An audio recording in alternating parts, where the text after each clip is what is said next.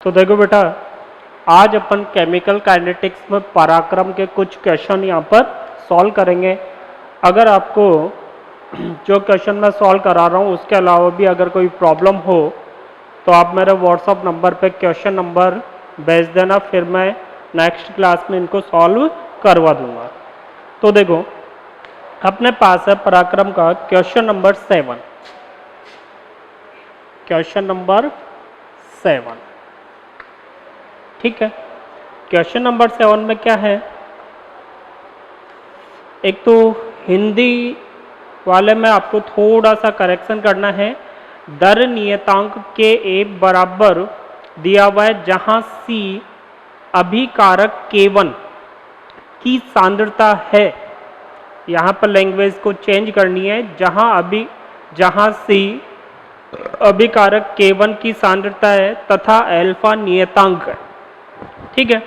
यहाँ पर लैंग्वेज को आपको थोड़ी सी चेंज करनी है। तो देखो क्वेश्चन क्या है कि अपने पास एक रेट कांस्टेंट है K is equal to K1C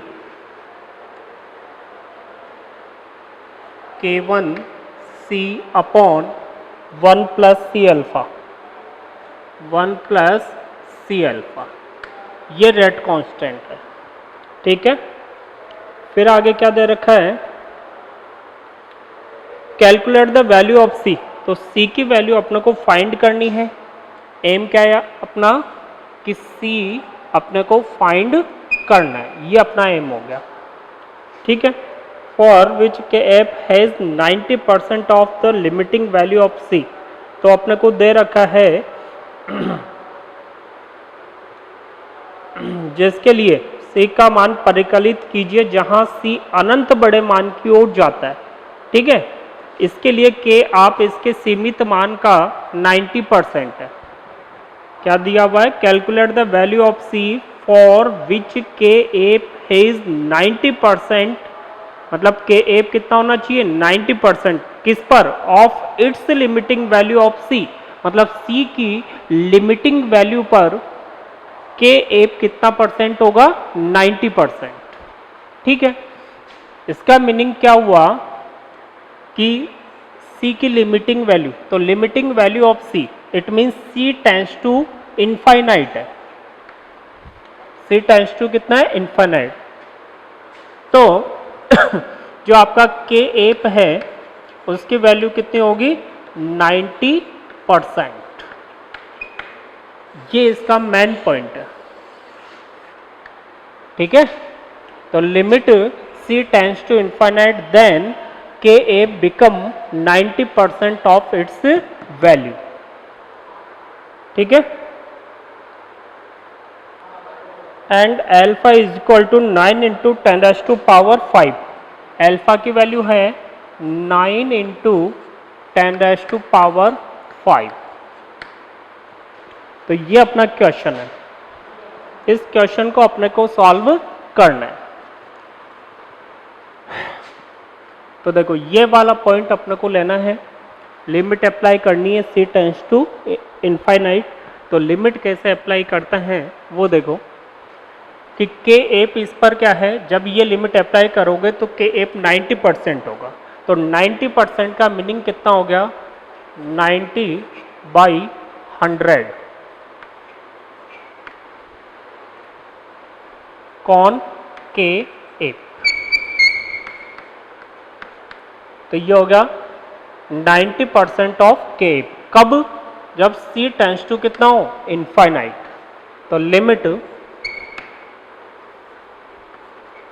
limit C tends to infinite, ठीक है। तो कप्पा क्या है अपने पास, K1C upon 1 plus C alpha, ठीक। तो जब C टेंड्स टू इनफाइनाइट है तो कप्पा आपका 90% होगा। तो ये कप्पा का 90% और ये लिमिट अप्लाई कर दी अपन, लिमिट लगा दी C टेंड्स टू इनफाइनाइट, यही इसका मेन पॉइंट है, ठीक है। अब आगे देखो, ये कितना हो गया 9/10, 9/10 into K8 is equal to, अब लिमिट कैसे अप्लाई करोगे? अगर तुम यहाँ पर लिमिट अप्लाई करते हो तो ऊपर भी इनफाइनाइट हो गया और नीचे भी क्या हो गया? इनफाइनाइट। ठीक है, तो इनफाइनाइट बाय इनफाइनाइट, तो ये अपने पास ए निर्धार्य, इट मीन्स इम्पॉसिबल वैल्यू है। तो लिमिट अप्लाई करने के लिए अपन क्या करेंगे? ये मैथमेटिक्स के अंदर लिमिट अप चैप्टर होता है जिसमें लिमिट अप्लाई करने के कुछ रूल्स होता है। ठीक है, तो लिमिट अप्लाई करने के लिए अपन क्या करेंगे? ऊपर और नीचे c से डिवाइड करेंगे। तो c से डिवाइड करने पर अपने पास आएगा K1/1/c प्लस एल्फा, ये आ गया। ठीक है, अब अगर आप लिमिट अप्लाई करते हो तो c की जगह इनफाइनाइट रखोगे तो 1/इनफाइनाइट कितना हो जाएगा? 0। तो लिमिट अप्लाई किया अपन ने तो ये हो गया K1/1/इनफाइनाइट प्लस एल्फा। ठीक है, और 1/इनफाइनाइट कितना होता है? 0। ठीक, तो ये तो हो गया 0।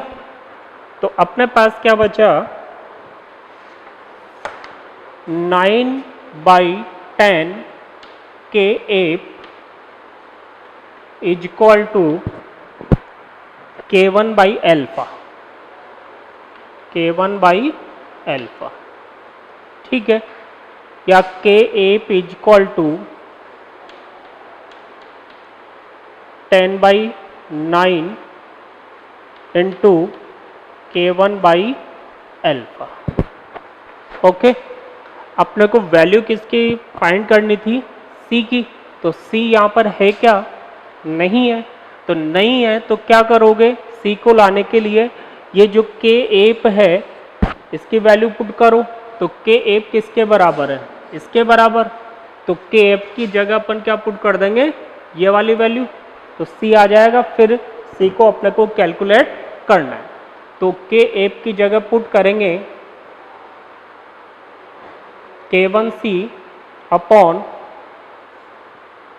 1 plus C alpha is equal to 10/9 into K1/अल्फा। ओके, अब K1 से K1 कैंसिल, क्या बचा?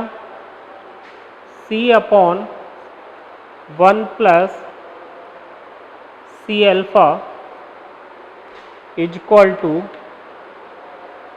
10/9 इंटू 1/अल्फा। ठीक है, अब यहाँ पर अल्फा की वैल्यू पुट करो। तो अल्फा कितना अपने पास? 9 इंटू 10⁵ तो यहाँ पर अल्फा की वैल्यू अपन ने पुट करी तो यह आ गया 9 इंटू 10⁵। तो ये हो गया अपने पास 10/81 इंटू 10⁵। और इधर क्या चल रहा है? C/1 plus alpha C। 10 से यहाँ पर कट जाएगा तो 10⁴ बचेगा। तो ये हो गया C/1 plus C alpha is equal to 1/81 into 10⁴। ठीक है, C अननोन है, अल्फा की वैल्यू अपने पास है। तो अब इसको कैलकुलेट करके अपन अल्फा की वैल्यू C की वैल्यू निकाल लेंगे। तो क्या करें? उल्टा कर दो इसको। तो 1 plus C alpha upon C is equal to 81 into 10⁴। ठीक है, C से डिवाइड करो तो 1/C plus alpha is equal to 81 into 10⁴। 1/c is equal to 81 into 10⁴ minus alpha. ठीक है, एल्फा की वैल्यू कितनी है 9 इंटू 10⁵।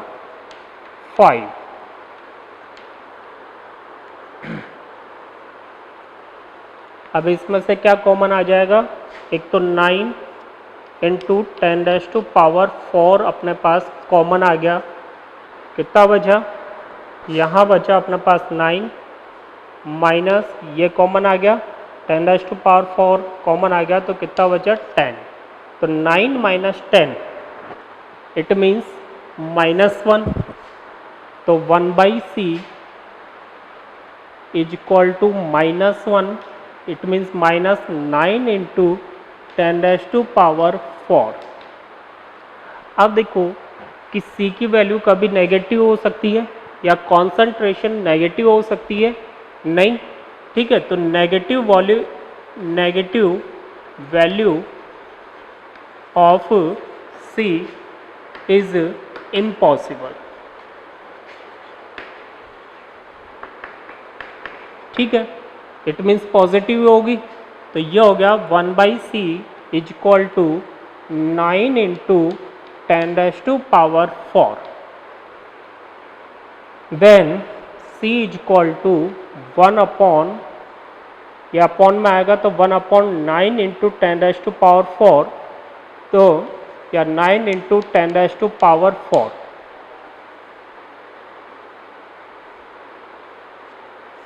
ठीक है, तो इसको लिखा अपन ने 1/9 इंटू 10⁻⁻⁴। अब देखो 1/9 है तो ऊपर नीचे 10 से मल्टीप्लाई करेंगे, तो ऊपर हो गया 10/9 इंटू 10⁻⁻5। दोनों को मल्टीप्लाई करने पर वापस कितना आ रहा है -4। तो 10 को 9 से डिवाइड करने पर कितना आएगा 1.1 समथिंग समथिंग समथिंग इंटू 10⁻⁻5। ये वैल्यू किसकी हो गई, c की। अब अपने पास जो ऑप्शन है वो क्या क्या है देखो, तो ऑप्शन है अपने पास 10⁻⁻6, इट मीन्स 1 इंटू 10⁻⁻6। ठीक है, 1 इंटू 10⁻⁻4, 1 इंटू 10⁻⁻5 और 5 इंटू 10⁻⁻5। तो यहाँ पर कितना है 1 पॉइंट समथिंग है, मतलब 1.1 है, तो ये अप्रॉक्सीमेट कितना हो जाएगा c is equal to 1 into 10⁻⁻5 mole पर लीटर, इट मीन्स n। तो इस प्रकार से अपन ने c की वैल्यू निकाली। ठीक है, फिर नेक्स्ट क्वेश्चन की अगर अपन बात करें तो नेक्स्ट क्वेश्चन है अपना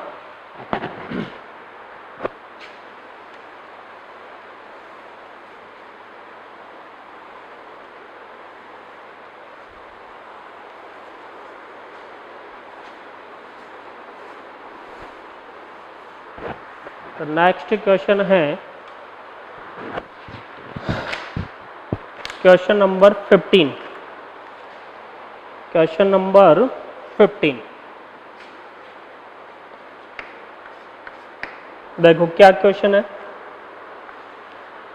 collision theory sometimes gives the rate in the form of, it means rate of reaction। अपने को दिया हुआ है ROR is equal to PZ e⁻⁻ अब ये फॉर्मूला अपने पास कहाँ आया था, कॉलिजन थ्योरी में, टक्कर सिद्धांत में। ठीक है, तो जिसमें P क्या था, त्रिविम कारक स्टेरिक फैक्टर, इट मीन्स ये P अपने को क्या बता रहा था, fraction of effective collision. P क्या बता रहा था, फ्रैक्शन ऑफ इफेक्टिव कोलिजन, मतलब प्रभावी टक्करों का अंश। और Z क्या था, एक तरह से टोटल नंबर्स ऑफ कोलिजन, जिसको बोलते थे अपन संघटक कारक, कोलिजन फ्रीक्वेंसी। ठीक है, Z is the collision frequency and the exponential is the probability that the energy of collision is equal to or greater than EA। ठीक है, तो ये कह रहा है कि ये जो वैल्यू है ये किसकी वैल्यू है कि ऐसे मॉलिक्यूल्स हैं या ऐसी कॉलिजन है जिनके एनर्जी एक्टिवेशन एनर्जी के या तो इक्वल है या उससे हाई है। इट मीन्स अगर एनर्जी इससे इक्वल या हाई होगी तो वो मॉलिक्यूल्स किस में कन्वर्ट होगा या उस कॉलिजन के कारण क्या फॉर्म होगा, प्रोडक्ट। तो इसको अपन क्या बोलते हैं, एक सिंगल वर्ड में क्या बोलते हैं, number fraction of effective collision. ठीक है, the historic factor P account for, तो यहां पर ये पूछ रहा है, देखो कुल मिला के कि जो P है वो क्या है। तो फर्स्ट ऑप्शन है आणविक संगठन, मॉलिक्यूलर कॉलिजन, तो ये ओनली कॉलिजन को रिप्रेजेंट कर रहा है। अगर अपने पास Z के लिए पूछता तो हो सकता था अपना फर्स्ट आंसर सही होता, क्योंकि Z कॉलिजन को रिप्रेजेंट कर रहा है, लेकिन P इफेक्टिव कॉलिजन को रिप्रेजेंट कर रहा है, तो फर्स्ट ऑप्शन अपना क्या हो गया, रॉन्ग। तो फोर ऑप्शन है 1, 2, 3 एंड 4। तो जो फर्स्ट ऑप्शन है वो कंप्लीटली रॉन्ग है, क्योंकि ये बात कर रहा है यहाँ पर Z की।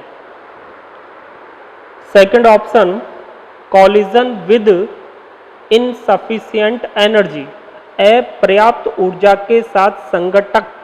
ठीक है, तो देखो क्वेश्चन में अपने को दिया हुआ है कि जो एनर्जी है वो एक्टिवेशन एनर्जी के इक्वल या ग्रेटर देन है।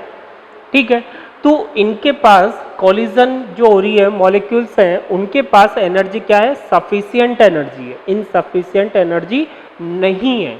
ठीक है, तो यहाँ पर कह रहा है कि इनके पास जो मॉलिक्यूल्स के पास जो एनर्जी है वो इनसफिशिएंट है, अपर्याप्त है।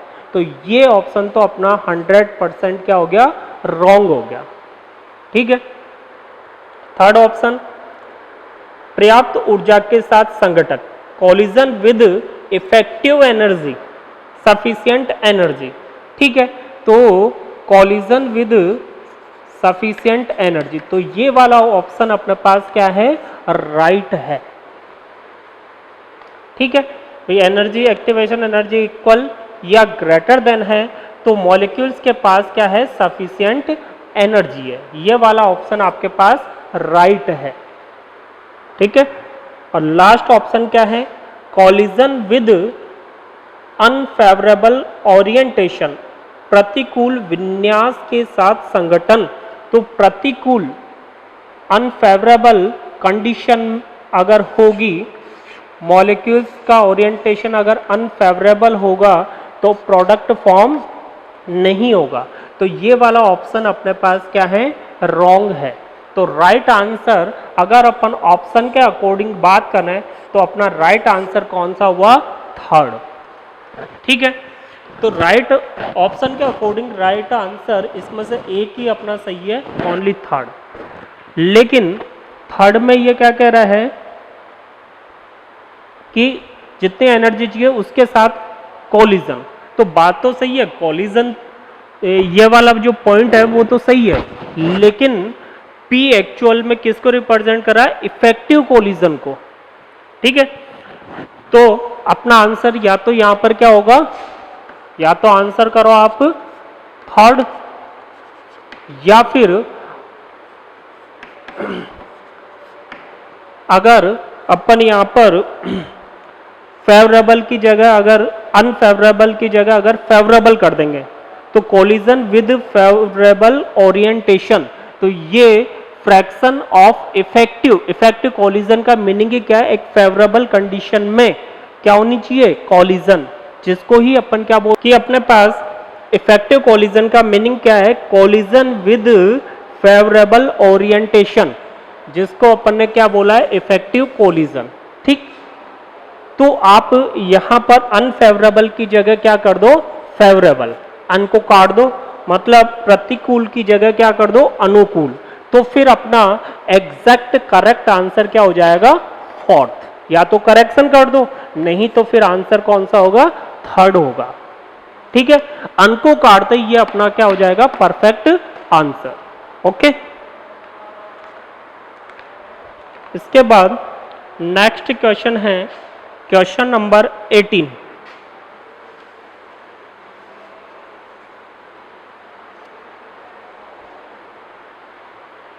Question number 18।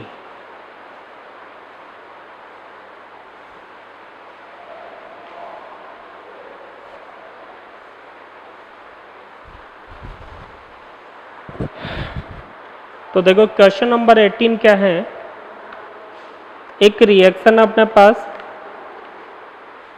और इसमें दिया हुआ है अपने को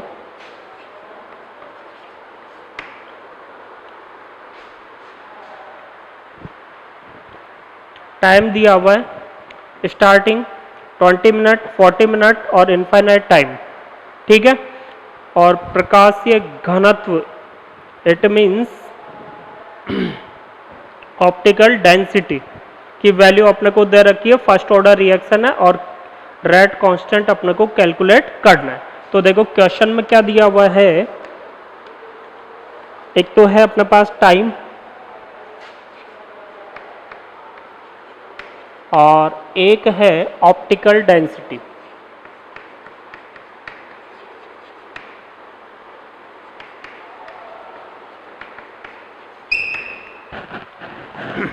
तो देखो स्टार्टिंग का मीनिंग क्या हो गया, t is equal to 0 time.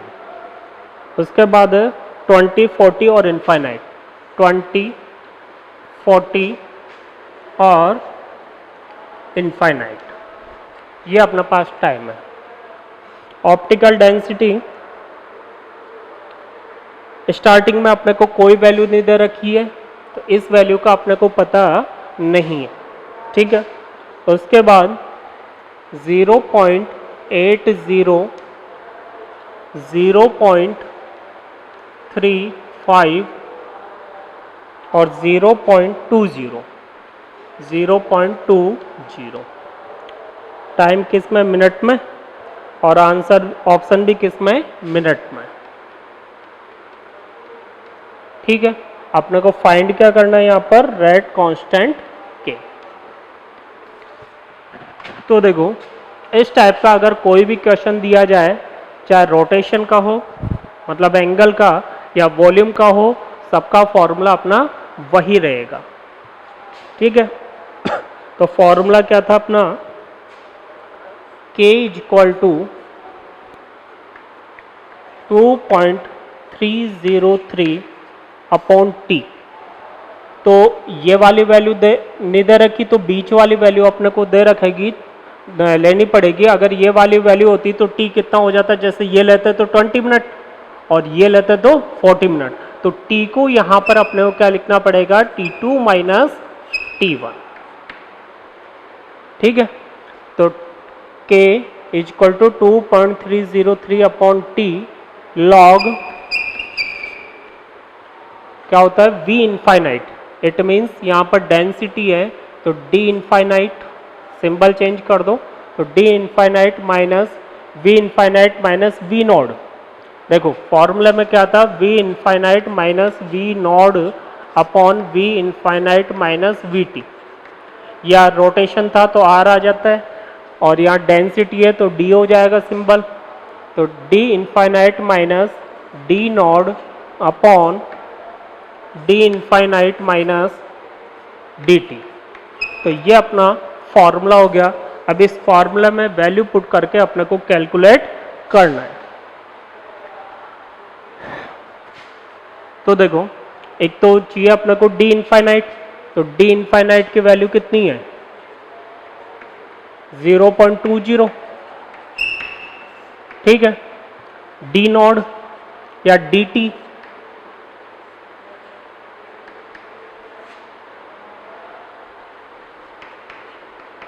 अब देखो टाइम अगर आप ये वाला लेते हो, ये डी टी लेते हो, तो डी नॉट क्या लोगे फिर, यहाँ कोई वैल्यू नहीं है, ठीक है। और टाइम अगर ये वाला लेते हो 40 मिनट, तो फिर ये क्या हो जाएगा अपने पास डी नॉट। जैसे अपन ने देखा था फर्स्ट ऑर्डर रिएक्शन में, अगर स्टार्टिंग इनिशियल कॉन्सेंट्रेशन प्रारंभिक सांद्रता नहीं दे रखी, तो T1 टाइम पर जो कॉन्सेंट्रेशन होती है उसी को अपन क्या बोलते हैं, इनिशियल कॉन्सेंट्रेशन। उसी को क्या मानेंगे, इनिशियल कॉन्सेंट्रेशन।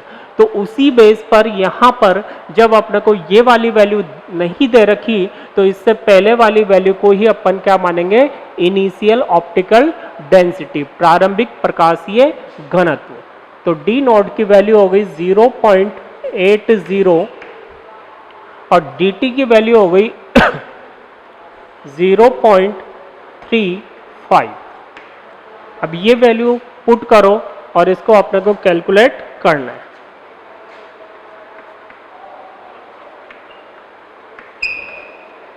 टाइम देखो, यहां पर टाइम कितना है 20 और यहां पर कितना है 40, तो 40 माइनस 20, ठीक है। लॉग डी इनफाइनाइट कितना है 0.20 minus 0.80 upon 0.20 minus 0.35 is equal to 2.303 upon 20। Log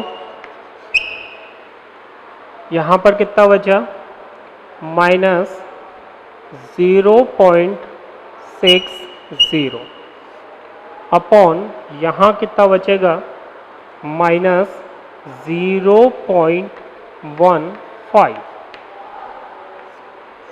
अब क्या करो, माइनस हट जाएगा, पॉइंट हट जाएगा, कितना बचेगा 60 डिवाइड बाई 15। तो ये बचा अपने पास k equal to 2.303 upon 20 log 60 divide by 15। तो 60 को 15 से डिवाइड करोगे तो कितना आएगा 4। तो 2.303 अपॉन 20 इंटू लॉग 4। लॉग 4 को क्या लिखेंगे, 4 को क्या लिखोगे 2⁻²। तो 2.303 इंटू लॉग 2⁻² अपॉन 20।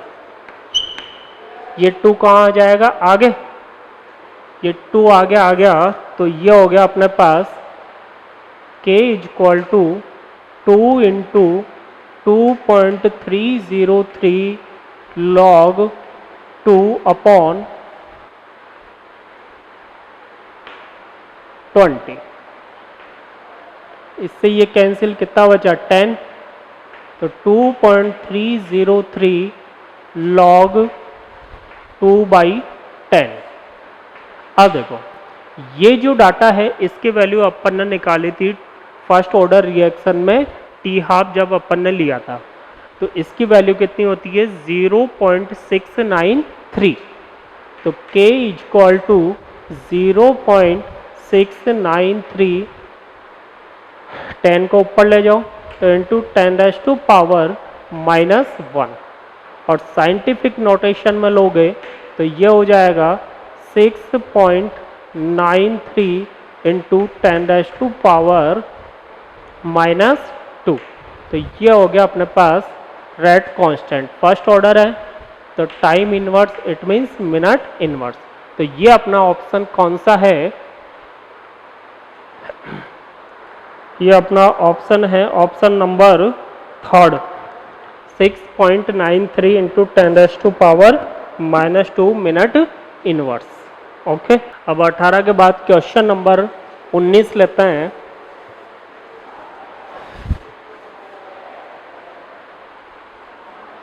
तो क्वेश्चन नंबर 19 क्या है, अपने पास एक रिएक्शन दे रखी है और उसमें कह रहा है कि रिएक्शन जो रिएक्टेंट है उसकी concentration with in half minute, मतलब आधे मिनट में कितनी हो रही है, 1% कंप्लीट हो रही है। ठीक है, तो अपने को रेट कांस्टेंट फाइंड करना है। तो देखो क्वेश्चन नंबर 19,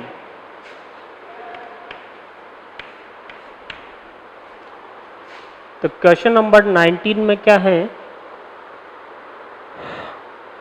हिंदी मीडियम में थोड़ा सा चेंजेज करना है। यदि आधे मिनट के लिए अभिक्रिया के अंतर्गत नाइट्रोएथेन का 1% क्रिया करता है, यह शब्द जोड़ना है, 1% के बाद में क्रिया करता है। ठीक है, तो देखो रिएक्शन अपने पास हाइड्रोक्साइड एक्सेस में है, फर्स्ट ऑर्डर रिएक्शन हो गई। हाफ मिनट में नाइट्रोइथेन कितना रिएक्ट कर रहा है, 1%। ठीक है, और कॉन्सेंट्रेशन ऑफ रिएक्टेंट अपने को गिवन है। ठीक है, तो अपने को रेट कांस्टेंट के की वैल्यू फाइंड करनी है। तो देखो जब अपने को परसेंट दिया हुआ है तो कॉन्सेंट्रेशन की अपने को जरूरत नहीं है। तो सी नोड इनिशियल कॉन्सेंट्रेशन कितने लोग हैं, 100%। ठीक है, 1% रिएक्ट कर रहा है तो Ct कितना बचा, 100 माइनस 1, इट मीन्स 99%। टाइम कितना है, टाइम है हाफ मिनट, और ऑप्शन में भी अपने पास मिनट ही है। ठीक है, कॉन्सेंट्रेशन अपने को लेने की जरूरत नहीं है और वैल्यू फाइंड करनी है रेट कांस्टेंट के की। ठीक है जी, तो अपने पास फॉर्मूला है K = 2.303 upon T log 100 upon percentage given होता, 100 अपॉन 100 माइनस एक्स। ये अपने पास फॉर्मूला है। ठीक है, अब यहाँ वैल्यू पुट करनी है अपने को, तो 2.303 टाइम कितना है, 1/2 log 100 अपॉन 99, ये 2 ऊपर चला जाएगा तो ये हो गया 2 इंटू 2.303 log, इसको क्या लिख सकते हैं अपन, log 100 minus log 99। log a minus log b क्या होता है आपका, log a अपॉन b। तो log a upon b equal to क्या हो जाएगा, log a minus log b। तो इसको अपने को यहां पर सॉल्व करना है। इस 2 को अंदर मल्टीप्लाई कर दो तो ये हो गया 4.606। ठीक है, log 100 कितना, log 10⁻² माइनस log 99 को क्या लिखना है, 9 इंटू 11। तो 4.6062 log 10 minus log 9 into minus log 11। 4.606 log 10 कितना, 1। तो कितना बचा 2 माइनस log 9 को क्या लिखेंगे, 9 को लिखेंगे 3 इंटू 3, इट मीन्स 3 स्क्वायर, तो 2 log 3, तो माइनस 2 log 3 माइनस log 11, 4.606। अब देखो 2 माइनस 2 इंटू log 3 की वैल्यू कितनी होती है, 0.4771 माइनस log 11 की वैल्यू 1.04। ठीक है, अब देखो यहाँ पर इसका आंसर तभी आएगा जब आप log 11 की एग्जैक्ट वैल्यू यहाँ पर पुट करोगे। मान लिया अपने को लगभग की वैल्यू तो पता है, तो ये तो हो गया 2 माइनस इसको लिखा अपन ने लगभग में 0.48, तो 0.48 को 2 से मल्टीप्लाई किया तो कितना हो गया 0.96 माइनस log 11 की वैल्यू कितनी रखते हैं अपन 1.04 ये वैल्यू रखते हैं। तो इन दोनों को ऐड करने पर कितना आएगा 2, तो 2 से 2 क्या हो गया कैंसिल, तो आंसर क्या हो गया अपना 0। इट मीन्स ये जो आंसर है आपका ये बहुत क्लोज होगा। तो log 3 की वैल्यू तो अपनों को पता है, ठीक है, अप्रोक्सीमेट वैल्यू रखने पर आपका कितना आ रहा है 0, तो अपने को एग्जैक्ट वैल्यू लिखनी पड़ेगी। तो log 3 की पता है और log 4 की जो एग्जैक्ट वैल्यू है वो यहाँ पुट करके इसको कैलकुलेट करना है। हालांकि क्वेश्चन के अंदर अपने को अगर ऐसा क्वेश्चन होगा तो log की वैल्यू अपने को दे रखी होगी कि कितनी वैल्यू अपने को पुट करना है। तो ये इसका सॉल्यूशन हो गया। अगर आपको log 11 की वैल्यू पता है तो पुट कर दो और सॉल्व कर लो, नहीं तो यहां तक कि इसको रहने दो, ठीक है।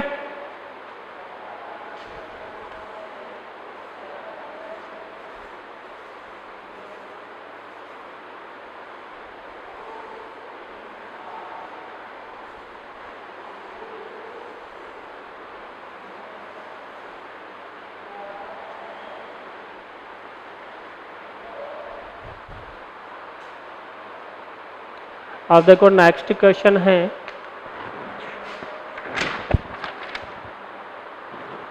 Question number 29।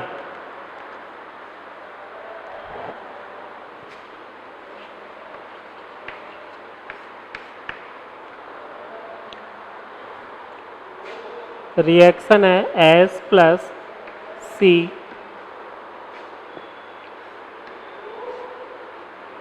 K1 K2 X,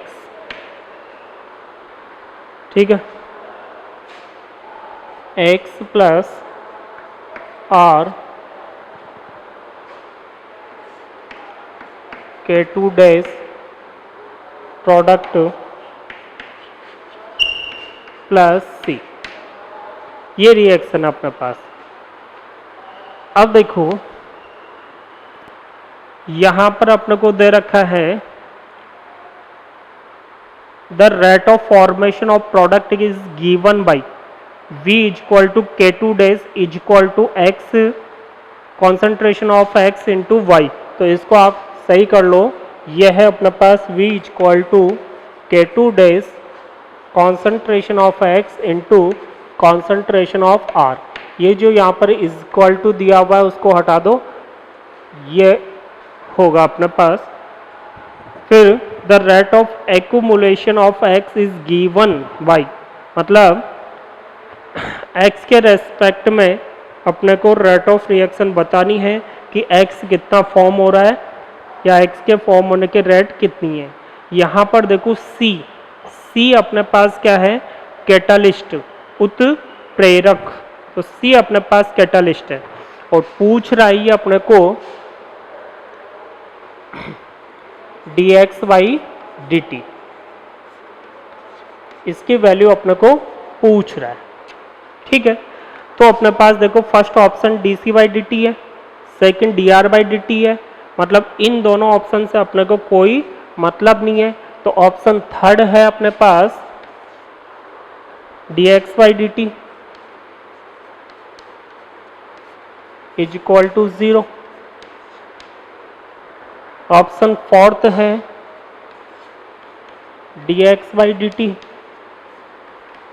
is equal to या ग्रेटर देन 1। तो जो अपना आंसर होगा वो इन दोनों में से होगा। तो इन दोनों में से राइट आंसर कौन सा होगा? तो x यहां पर क्या है? इंटरमीडिएट। x क्या है? इंटरमीडिएट। ठीक है, तो देखो थर्ड ऑप्शन का मीनिंग तो क्या है कि यहां पर x जितना फॉर्म हो रहा है उतना ही वापस क्या हो रहा है? कंज्यूम, उतना ही प्रोडक्ट में कन्वर्ट हो रहा है। सी ऑप्शन तो ये कह रहा है। डी ऑप्शन क्या कह रहा है कि भाई फॉर्म ज्यादा हो रहा है लेकिन कंज्यूम कम हो रहा है। दोनों का लैंग्वेज की फॉर्म में मीनिंग क्या हो गया कि यहां इसके अकॉर्डिंग तो x जितना फॉर्म हुआ उतना ही क्या हो रहा है? x कंज्यूम हो रहा है। इट मींस प्रोडक्ट में कन्वर्ट हो रहा है। मान लिया कि 1 मोल x फॉर्म हुआ फर्स्ट रिएक्शन में, ठीक है, और 1 मोल ही किस में कन्वर्ट हो गया? प्रोडक्ट में।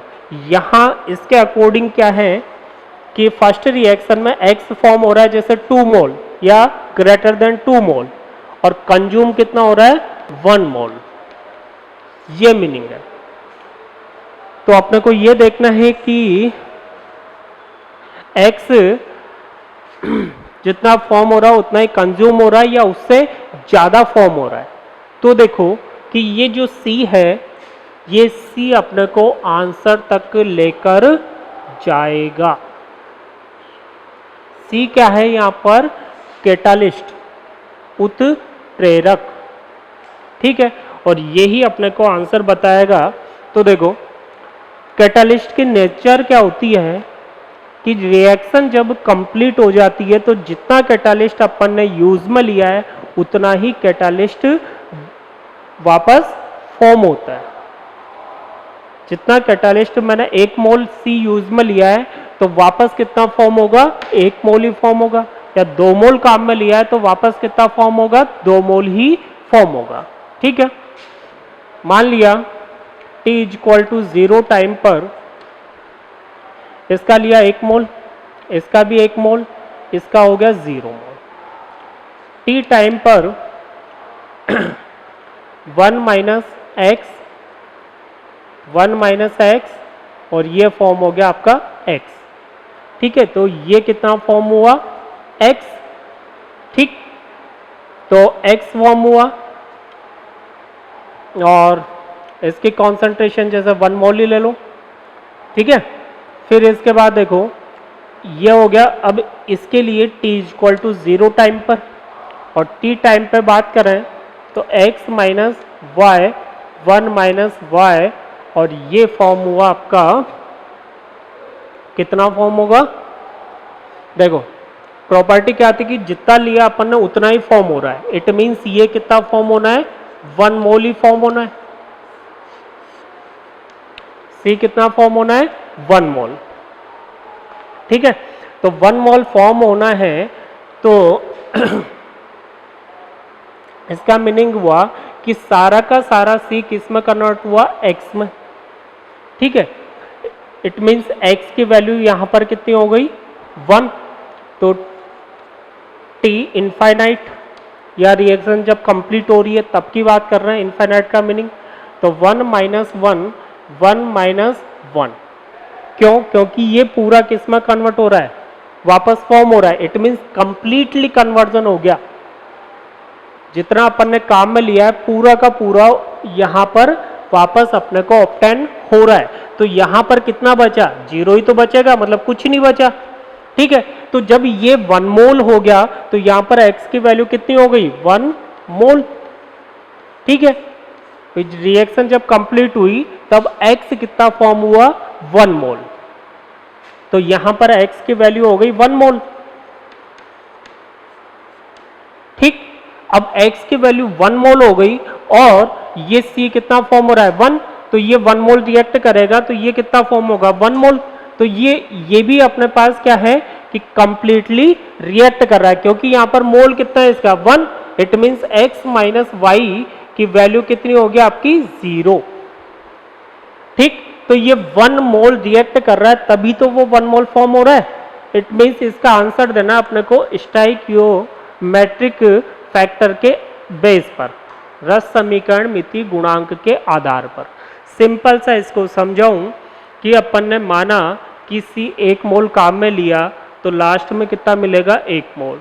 जब C आपका 1 मोल काम में ले रहे हो, लास्ट में 1 मोल ही फॉर्म हो रहा है तो कितना बचा 0। तो ये 1 मोल रिएक्ट कर रहा है, तो 1 मोल रिएक्ट करेगा तो x कितना फॉर्म होगा, रिएक्शन कंप्लीट होगी जब 1 मोल, तो x 1 मोल फॉर्म हुआ तो यहां पर मिला अपने को x 1 मोल। तो 1 मोल x रिएक्ट करने पर C कितना फॉर्म हो रहा है 1 मोल, तो x यहां पर 1 मोल रिएक्ट कर रहा है और यहां पर x 1 मोल फॉर्म हो रहा है। पॉइंट क्या हो गया कि यहां पर x 1 मोल फॉर्म हो रहा है और यहां पर x 1 मोल रिएक्ट कर रहा है, तब जाके C 1 मोल फॉर्म हो रहा है। तो x 1 मोल x फॉर्म हुआ, इसकी फॉर्मेशन रेट कितनी हो गई 1 मोल, और डिसोसिएशन रेट कितनी हो गई 1 मोल। तो रिजल्टेंट इसके चेंजेस इन कॉन्सेंट्रेशन कितना आया अपने पास 1 minus 1 is equal to 0 mole.